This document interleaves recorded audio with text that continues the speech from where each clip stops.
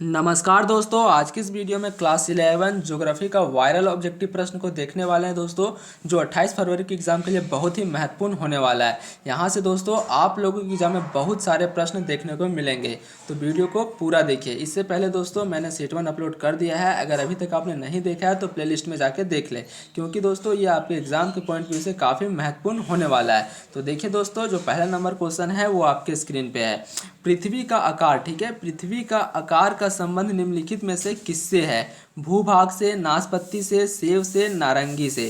तो इसका जो राइट आंसर हो जाएगा दोस्तों नारंगी से, ठीक है। ऑप्शन नंबर ख इसका करेक्ट आंसर है। दूसरा नंबर प्रश्न देखिए, दूसरा नंबर जो प्रश्न है, भूगोल का उद्देश्य धरातल की प्रादेशिक या क्षेत्रीय भिन्नता का एक वर्णन एवं व्याख्या करना है। यह कथन किसका है? ये जो आपका कथन बोला गया दोस्तों, ये कथन किसका है? ठीक है, तो इसका सही आंसर हो जाएगा ऑप्शन नंबर ख, रिचर्ड हॉडसन का। ऑप्शन नंबर ख जो है दोस्तों ये बिल्कुल करेक्ट आंसर है। तीसरा नंबर प्रश्न देखिए, तीसरा नंबर जो प्रश्न है आपका, निम्नलिखित में से, ठीक है, निम्नलिखित में से किस विद्वान ने भूगोल ज्योग्राफी शब्द का प्रयोग सबसे पहली बार किया? ठीक है, मतलब प्रथम बार किया था ज्योग्राफी शब्द का प्रयोग। तो इसका राइट आंसर हो जाएगा दोस्तों इरोस्थनीज। ऑप्शन नंबर ग इसका करेक्ट आंसर हो जाएगा। इरोस्थनीज के द्वारा जो है वो भूगोल का प्रयोग किया गया था। ठीक है, अगला प्रश्न देखिए, 4 नंबर जो प्रश्न है आपका, पृथ्वी की उत्पत्ति के संबंध में एक प्रारंभिक एवं लोकप्रिय मत ज्वारीय परिकल्पना किस विद्वान द्वारा दिया गया है? तो इसका जो सही आंसर हो जाएगा दोस्तों ऑप्शन नंबर घ, ठीक है, जेम्स जीम्स। ऑप्शन नंबर घ जो है इसका बिल्कुल सही आंसर है। अगला प्रश्न देखिए, 5 नंबर प्रश्न है, आधुनिक समय में ब्रह्मांड की उत्पत्ति संबंधी सर्वमान्य सिद्धांत निम्नलिखित में से कौन है? ठीक है, तो इसका जो सही आंसर हो जाएगा दोस्तों ऑप्शन नंबर घ, ठीक है, बिग बैंग सिद्धांत। ऑप्शन नंबर घ जो है इसका करेक्ट आंसर है। 6 नंबर प्रश्न देखिए, प्रकाश वर्ष क्या मापने की इकाई है? प्रकाश वर्ष क्या मापने की इकाई है? खगोलीय दूरी, स्थल पर दूरी, समय मापने की, प्रकाश की गति।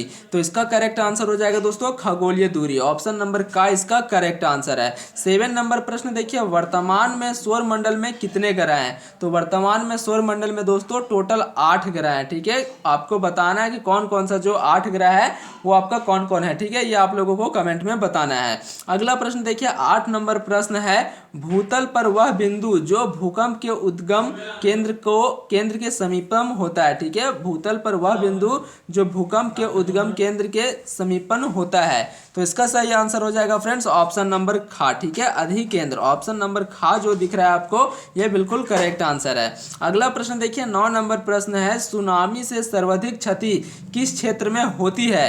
तो इसका सही आंसर हो जाएगा दोस्तों ऑप्शन नंबर ग, ठीक है, यहाँ पे ऑप्शन नंबर ग जो है इसका बिल्कुल करेक्ट आंसर हो जाएगा, स्थल के आंतरिक भाग। ठीक है, 10 नंबर प्रश्न देखिए, 10 नंबर प्रश्न है, भूपृष्ठ में सर्वाधिक मात्रा में कौन सा तत्व पाया जाता है? ठीक है, भूपृष्ठ में सर्वाधिक मात्रा में कौन सा तत्व पाया जाता है? तो इसका सही आंसर हो जाएगा दोस्तों ऑक्सीजन। ठीक है, भूपृष्ठ में सबसे अधिक मात्रा में कौन सा तत्व पाया जाता है?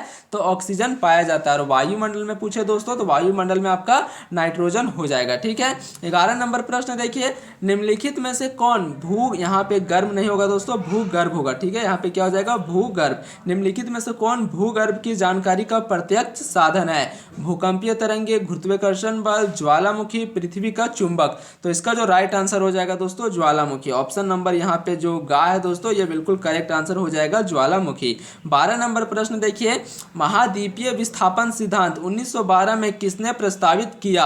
अल्फ्रेड वेगनर ने, मॉर्गन ने, बुलार्ड ने, हैरी हेस ने। तो इसका सही आंसर हो जाएगा ऑप्शन नंबर का, ठीक है, अल्फ्रेड वेगनर। ऑप्शन नंबर का जो है दोस्तों ये बिल्कुल करेक्ट आंसर है। 13 नंबर प्रश्न देखिए दोस्तों, 13 नंबर प्रश्न है, निम्नलिखित में कौन, ठीक है, निम्नलिखित में कौन सक्रिय ज्वालामुखी का उदाहरण है? तो सक्रिय ज्वालामुखी का जो उदाहरण होगा दोस्तों ये ऑप्शन नंबर खा हो जाएगा। ठीक है, फ्यूजियामा।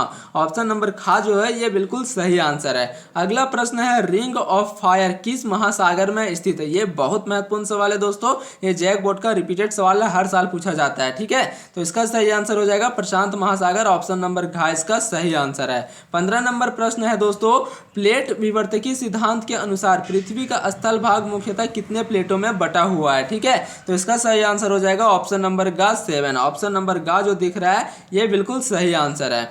नेक्स्ट प्रश्न देखिए 16 नंबर, हिमालय पर्वत की उत्पत्ति किस सागर से हुई है। तो हिमालय पर्वत की उत्पत्ति दोस्तों टेथी सागर से हुई है। ऑप्शन नंबर गा जो है ये सही आंसर है। 17 नंबर प्रश्न है, चूना पत्थर किस प्रकार के चट्टान का उदाहरण है। ठीक है, तो चूना पत्थर जो है दोस्तों ये अवसादी चट्टान का उदाहरण है। ऑप्शन नंबर खा जो है ये सही आंसर है। 18 नंबर प्रश्न देखिए, खनिज तेल मुख्यतः किस प्रकार के चट्टान में पाया जाता है। तो खनिज तेल जो है दोस्तों ये आपका अग्नेय चट्टान में पाया जाता है। ठीक है, ऑप्शन नंबर का जो है ये आपका बिल्कुल सही आंसर है। 19 नंबर प्रश्न देखिए, भूस्खलन सामान्यतः किस क्षेत्र में देखने को मिलता है। तो भूस्खलन जो है दोस्तों ये आपका मरुस्थलीय क्षेत्र में अधिकतर देखने को मिलता है। ठीक है, ऑप्शन नंबर घ जो है ये सही आंसर है। 20 नंबर प्रश्न देखिए, 20वां नंबर जो प्रश्न है दोस्तों, निम्नलिखित में से कौन सी एक अनुक्रमिक प्रक्रिया है। ठीक है, इनमें से दोस्तों कौन सा जो है वो अनुक्रमिक प्रक्रिया है। तो इसका सही आंसर हो जाएगा ऑप्शन नंबर घ, अपर्दन। ठीक है, ऑप्शन नंबर घ जो है ये सही आंसर है। 21 नंबर प्रश्न देखिए दोस्तों, 21वां नंबर जो प्रश्न है, वायुमंडल के कुल द्रव्यमान का 99% गैस पृथ्वी के सतह से कितने किलोमीटर, ठीक है, कितनों किलोमीटर की ऊंचाई तक स्थित है। 16, 32, 120, 64। तो इसका करेक्ट आंसर जो हो जाएगा दोस्तों ऑप्शन नंबर खा 32 किलोमीटर। ठीक है, ऑप्शन नंबर खा इसका सही आंसर है। 22 नंबर प्रश्न देखिए, वायुयान सामान्यतः किस मंडल में गमन करते हैं। तो वायुयान दोस्तों समताप मंडल में गमन करते हैं। ऑप्शन नंबर खा जो है ये सही आंसर है।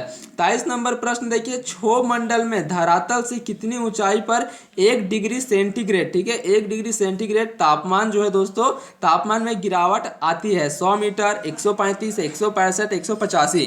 तो इसका सही आंसर हो जाएगा ऑप्शन नंबर गा। ठीक है, 165 मीटर जो है दोस्तों ये सही आंसर है। 24 नंबर प्रश्न देखिए, निम्नलिखित में से कौन, ठीक है, निम्नलिखित में से कौन गैस वायुमंडल में सबसे अधिक मात्रा में मौजूद है। ये प्रश्न मैंने आप लोगों को बता दिया दोस्तों कि वायुमंडल में सबसे अधिक मात्रा में कौन सा गैस है, तो आपका नाइट्रोजन। ठीक है, ऑप्शन नंबर खा जो है ये सही आंसर है। 25 नंबर प्रश्न देखिए, वह वायुमंडल परत जो मानव जीवन के लिए सबसे महत्वपूर्ण है। ये बहुत महत्वपूर्ण सवाल है दोस्तों, ये जैक बोर्ड का जो है दोस्तों ये फेवरेट सवाल है, हर साल पूछा जाता है जैक बोर्ड के द्वारा, और इस साल भी ये पूछा जाएगा ये प्रश्न। ठीक है, तो इसका सही आंसर हो जाएगा क्षोभ मंडल। ऑप्शन नंबर खा इसका करेक्ट आंसर हो जाएगा, इसको आपको ध्यान रखना है। अगला प्रश्न देखिए 26 नंबर प्रश्न है आपका, किस मंडल में सभी मौसमी क्रियाएं घटित होती है।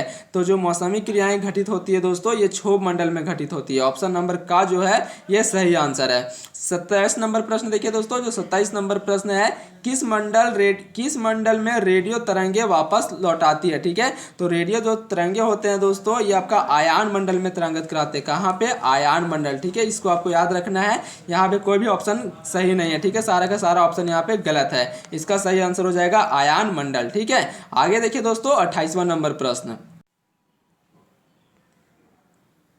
वायुमंडल में मौजूद जल वाष्प, ठीक है, वायुमंडल में मौजूद जल वाष्प की वास्तविक मात्रा को क्या कहा जाता है। सापेक्ष आर्द्रता, निरपेक्ष आर्द्रता, संतृप्त आर्द्रता, प्रतिदर्श आर्द्रता।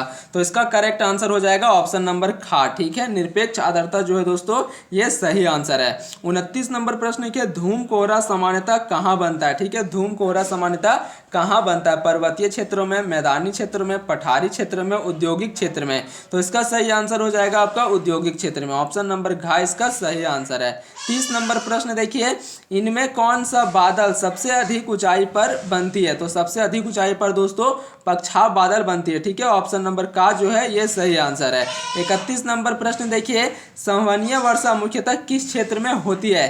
तो संवहनीय वर्षा जो है दोस्तों ये विषुवतीय क्षेत्र में होती है। ऑप्शन नंबर गा जो है ये सही आंसर है। ठीक है, अगर आपको याद नहीं हो रहा है दोस्तों तो वीडियो को आपको 2-3 बार देख लेना है, आपको सारा प्रश्न याद हो जाएगा। ठीक है, 32 नंबर प्रश्न देखिए, 32 नंबर प्रश्न है, मानव के लिए वायुमंडल का सबसे महत्वपूर्ण घटक निम्नलिखित में से कौन सा है। तो सबसे महत्वपूर्ण घटक जो होता है दोस्तों मानव के लिए ये जलवाष्प होता है। ऑप्शन नंबर का जो है ये सही आंसर है। 33 नंबर प्रश्न देखिए, निम्नलिखित में से वह प्रक्रिया कौन सी है जिसके द्वारा जल द्रव से गैस में बदल जाता है। ये जो क्वेश्चन है दोस्तों बहुत ही आसान सा सवाल है, तो इसका जो सही आंसर हो जाएगा ऑप्शन नंबर खा। ठीक है, वाष्पीकरण। ऑप्शन नंबर खा जो है ये करेक्ट आंसर है। अगला प्रश्न देखिए 34 नंबर प्रश्न है, चक्रवातीय वर्षा सामान्यतः किन क्षेत्रों में अधिक होती है? तो चक्रवातीय वर्षा जो होती है दोस्तों यह तटीय क्षेत्र में अधिक होता है। ठीक है, ऑप्शन नंबर घ जो है ये सही आंसर है। 35 नंबर प्रश्न देखिए, भूमध्य सागरीय वर्षा सामान्यतः होती है। तो ये दोस्तों 10 से 20 डिग्री के उत्तर से दक्षिण अक्षांश के बीच होती है। ठीक है, ऑप्शन नंबर ख इसका सही आंसर है। आगे देखिए 36 नंबर जो प्रश्न है, जब जल वाष्प सीधे ठोस के रूप में परिवर्तित होते हैं तो उसे क्या कहते हैं? ये जो सवाल है दोस्तों इसे आप लोग क्लास 9th और क्लास 10th दोनों में पढ़े होंगे। ठीक है, तो इसका आंसर आप लोगों को कमेंट में बताना है कि इसका आंसर क्या होगा। ये बहुत आसान सा सवाल है और जैक बोर्ड का रिपीटेड सवाल है। अगला प्रश्न देखिए 37 नंबर प्रश्न है, जैव विविधता। ठीक है, जैव विविधता का संरक्षण निम्न में से किसके लिए महत्वपूर्ण है? जंतु के लिए, पौधों के लिए, पौधे और प्राणी के लिए, सभी जीवधारी के लिए। ठीक है, तो इसका सही आंसर हो जाएगा दोस्तों सभी जीवधारी के लिए। ऑप्शन नंबर घ जो है ये सही आंसर है। अगला प्रश्न देखिए 38 नंबर प्रश्न है, भारत में वन्य जीव सुरक्षा अधिनियम कब पारित किया गया था? तो ये आपका 1972 में पारित किया गया था। ऑप्शन नंबर ख जो दिख रहा है आपको ये सही आंसर है। ठीक है, अगला जो प्रश्न है दोस्तों 39 नंबर प्रश्न है, जिन क्षेत्रों में प्रजातीय विविधता अधिक होती है उस विविधता वाले क्षेत्र को क्या कहते हैं? तो उसे दोस्तों हॉट स्पॉट कहा जाता है। ऑप्शन नंबर ग जो है ये आपका बिल्कुल सही आंसर है। अगला प्रश्न देखिए 40 नंबर जो प्रश्न है, रियो डी जेनरियो। ठीक है, रियो डी जेनरियो पृथ्वी सम्मेलन कब हुआ? तो ये दोस्तों 1992 में हुआ था। ठीक है, 1992 में आपका रियो डी जेनरियो सम्मेलन हुआ था। और ये कहाँ पे हुआ था? तो ब्राजील में। ये भी आपको याद रखना है कि कहाँ पे हुआ था दोस्तों, तो ब्राजील में। ठीक है, कभी कभी ये सवाल भी आपका पूछ लिया जाता है। ये था दोस्तों ज्योग्राफी का 40 महत्वपूर्ण सवाल जो आपके एग्जाम में बार बार पूछा जाता है और ये सेट 2 था। ठीक है, मैंने सेट 1 अपलोड कर दिया है। अगर अभी तक आपने नहीं देखा है तो प्लेलिस्ट में जाके देख ले, क्योंकि दोस्तों ये आपके एग्जाम के लिए बहुत महत्वपूर्ण होने वाला है। सारा प्रश्न आपका यहीं से टपकेगा आपके परीक्षा में। ठीक है, तो दोस्तों अगर वीडियो अच्छी लगी हो तो चैनल को सब्सक्राइब कर ले, वीडियो को लाइक कर ले, दोस्तों के साथ शेयर करें और कमेंट करें कि आपको कौन कौन से जो चैप्टर वाइज आपका ऑब्जेक्टिव प्रश्न चाहिए, या फिर जिस प्रकार से मैं आप लोगों को 40 प्रश्न बता रहा हूँ उस प्रकार से चाहिए। ठीक है, तो आप लोग कमेंट करके बताएं।